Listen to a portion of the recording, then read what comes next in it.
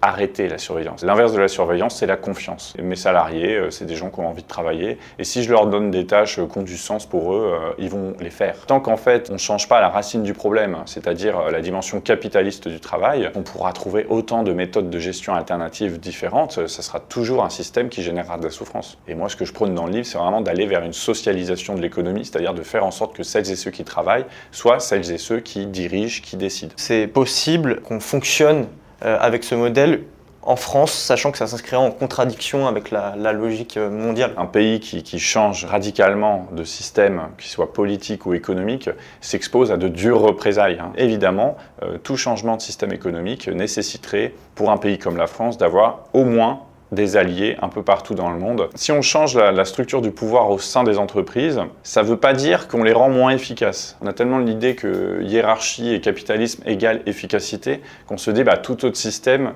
conduirait à un effondrement économique. Mais ça, rien n'est moins sûr. Le capitalisme, c'est quelque chose qui coûte cher. Rémunérer les actionnaires, ça coûte très cher. Donc il y a un coût du capital. Et si on n'a plus à rémunérer le coût du capital, je pense qu'on peut avoir une économie plus performante. Il faudrait interroger ce qu'on entend par performance à l'heure du changement climatique, évidemment.